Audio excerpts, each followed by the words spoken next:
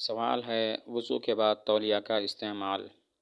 کیا فرماتے ہیں علماء دین و مفتیان شرع متین کہ وضو کے بعد ہاتھ منہ کے پانی کو کپڑے سے پوچھنا کیسے ہے؟ بعض لوگوں کا خیال ہے کہ وضو کے بعد پانی نہ پوچھنا سنت ہے۔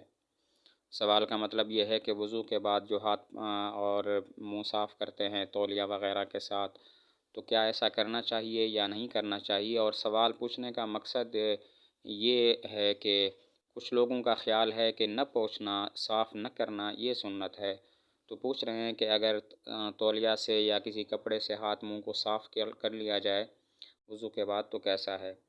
جواب کا حاصل یہ ہے کہ وضو کے بعد اعضائے وضو کو کسی تولیہ یا رومال سے صاف کرنا مستحب اور آداب میں سے ہے، جیسا کہ صاحب در مختار نے تصریح کی ہے، مگر علامہ شامی نے اس کے ساتھ یہ بھی فرمایا ہے کہ تولیہ سے اعضائے وضو کو اس طرح صاف کرے کہ اعضاء پر وضو کا کچھ اثر باقی رہے، بالکل خشک نہ کرے۔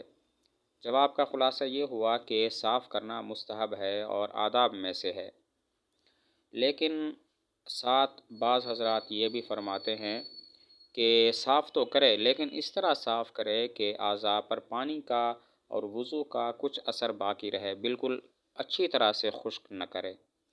جواب کا خلاصہ یہ ہے کہ تولیہ وغیرہ سے ہاتھ منہ کو صاف کرنا، پوچھنا یہ ٹھیک ہے، مستحب ہے اور آداب میں سے ہے، لیکن بعض حضرات صراحتاً یہ بات بھی فرماتے ہیں کہ صاف تو کرے لیکن اچھی طرح سے صاف نہ کرے، اس طرح صاف کرے کہ وضو کا کچھ اثر باقی رہے۔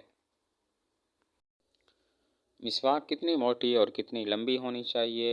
مسواک کی لمبائی موٹائی پوچھ رہے ہیں کہ ویسے تو مسواک کسی بھی سائز کی ہو ٹھیک ہے، سنت ادا ہو جاتی ہے، لیکن جو بہتر ہے وہ لمبائی چوڑائی کتنی ہے، کتنی موٹی اور کتنی جو ہے وہ لمبی ہونی چاہیے؟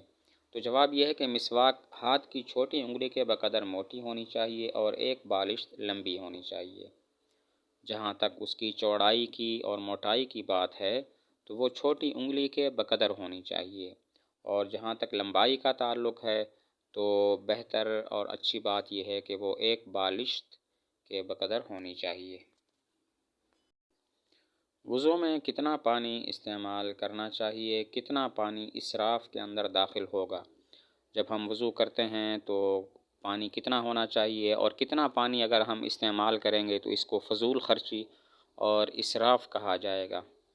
تو جواب یہ ہے کہ حضور اکرم صلی اللہ علیہ وسلم ایک مد پانی سے وضو کیا کرتے تھے، اور ایک مد 68 تولہ اور 3 ماشا کا ہوتا ہے۔ یعنی جہاں تک بات کی جاتی ہے کہ حضور صلی اللہ علیہ وسلم کتنا پانی استعمال فرمایا کرتے تھے تو بتا رہے ہیں کہ ایک مد پانی کا لیا کرتے تھے، باقی ایک مد کتنا ہوتا ہے تو بتاتے ہیں کہ وہ 68 تولہ اور 3 ماشے کا ہوتا ہے، تو اتنا استعمال کرنا چاہیے، جو نارمل لوٹا اور ہوتا ہے اس کے بقدر استعمال کرنا چاہیے۔ باقی جو شرعی ضرورت سے زیادہ اگر پانی کو استعمال کرے گا تو وہ اسراف اور فضول خرچی میں داخل ہو جائے گا۔ اسی طرح فضول خرچی میں اور اسراف میں یہ بھی داخل ہے کہ ایک عضو کو 3 مرتبہ سے زائد دھویا جائے، بس 3 مرتبہ ہر عضو کو دھویا جائے، اس سے کم بھی نہ کیا جائے، اس سے زیادہ بھی نہ کیا جائے۔ کم کیا جائے گا تو سنت پر عمل نہیں ہوگا، اور اگر زیادہ کیا جائے گا تو پھر وہ اسراف اور فضول خرچی میں داخل ہو جائے گا۔ نماز کی تیاری کے لیے غسل خانہ میں بیٹھ کر وضو بنانا کیسا ہے؟ غسل کے وقت جو وضو غسل خانہ میں کیا جاتا ہے، کیا اس سے نکلتے ہوئے پیر کا باہر آ کر دھونا ضروری ہے؟ غسل کرتے ہیں تو اس وقت وضو بھی ہو جاتا ہے، خود بخود ہو جاتا ہے، تو کیا غسل کرنے کے بعد جب باہر نکلیں گے تو پیروں کو دھونا ضروری ہوگا یا نہیں ہوگا، یہ پوچھنا چاہتے ہیں؟ تو جواب یہ ہے کہ اس زمانہ میں ضروری نہیں ہے، چونکہ غسل خانہ پختہ فرش کے بنے ہوئے ہیں، اس لیے ماء مستعمل فوراً بہہ جاتا ہے، بخلاف پہلے زمانہ کے اس وقت غسل خانے کچے ہوا کرتے تھے، جس کی وجہ سے بعد میں پاؤں دھونے کا حکم تھا۔ یعنی اگر آج کل کے زمانہ کی بات کی جائے تو غسل کے بعد غسل خانے سے جب باہر آتے ہیں تو وضو مکمل کرنے کے لیے پاؤں کو دھونا ضروری نہیں ہے، اور پہلے زمانہ میں ضروری ہوتا تھا، اور اس کی فرق کی وجہ یہ ہے کہ آج کل غسل خانے پختہ فرش کے بنے ہوئے ہوتے ہیں تو پانی بہہ جاتا ہے، مائع مستعمل جو استعمال شدہ پانی ہوتا ہے وہ بہہ جاتا ہے، لہذا پاؤں کو دھونے کی ضرورت نہیں ہے۔ لیکن پہلے زمانہ کے اندر غسل خانے کچے ہوا کرتے تھے اور پانی جمع ہو جایا کرتا تھا غسل خانے کے اندر، تو ظاہر ہے وہ جو پانی جمع ہوتا تھا وہ مائع مستعمل ہوتا تھا جس سے وضو نہیں ہوتا، تو اسی وجہ سے وہاں حکم یہ تھا پہلے زمانہ میں کہ جب غسل خانہ سے باہر آئے تو اپنے پیروں کو دھو لے تاکہ اس کا وضو مکمل ہو جائے۔ ہاتھ پیر دونوں کٹے ہوئے ہوں تو وضو کس طرح کرے؟ ایک شخص ہے جس کے ہاتھ پیر دونوں کٹے ہوئے ہیں، وہ وضو پر قادر نہیں، وہ نماز کس طرح ادا کرے؟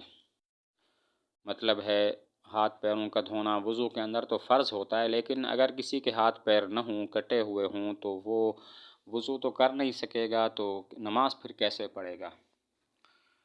جواب: بلا وضو نماز ادا کرے، البتہ اگر مرفقین یا کعبین میں سے کوئی حصہ باقی ہے تو مقدار فرض کا دھونا واجب ہے، یعنی اس کے لیے حکم یہ ہے کہ وضو کیے بغیر نماز پڑھ لے۔ لیکن اگر مرفقین یا کعبین یعنی جو کوہنیاں ہیں اور جو ٹخنے ہیں، کچھ حصہ اگر ان کا باقی ہے تو پھر جتنی مقدار دھونا فرض ہے اس کو تو دھو لے، اور باقی بس اس کا وضو نہیں ہے، اس کے لیے وضو کرنا ضروری نہیں ہے، بغیر وضو کے نماز پڑھ لے گا۔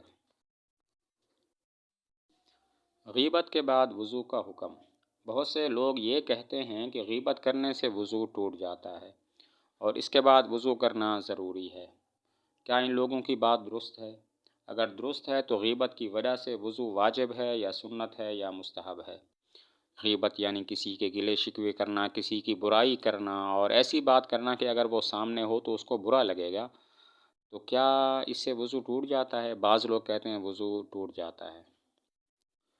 تو اگر ٹوٹ جاتا ہے تو پھر وضو کرنے کا حکم کیا ہے؟ اس کے بعد کیا وضو واجب ہے یا سنت ہے یا مستحب ہے؟ جواب: وضو مستحب ہے۔ جواب کا خلاصہ یہ ہے کہ غیبت کرنے سے وضو نہیں ٹوٹتا۔ بری بات ہے غیبت کرنا اور بہت بڑا گناہ ہے کسی کی برائی کرنا، لیکن بہرحال اس سے وضو ٹوٹتا نہیں ہے، لیکن اگر وضو کر لیا جائے تو یہ وضو مستحب ہے۔ شراب کی قے ناقض وضو ہے یا نہیں؟ ایک شخص نے شراب پی اور فوراً اس شراب کے علاوہ کوئی دوسری شے نہیں، تو یہ قے ناقض وضو ہے یا نہیں؟ شراب پی لیتا ہے، اس کے بعد الٹی کر لیتا ہے اور اس قے میں صرف شراب ہے اور کچھ نہیں ہے، تو کیا اس سے وضو ٹوٹ جاتا ہے؟ جواب یہ ہے کہ ہاں، اس سے وضو ٹوٹ جاتا ہے، اس شخص کے لیے ضروری ہے کہ دوبارہ وضو کرے۔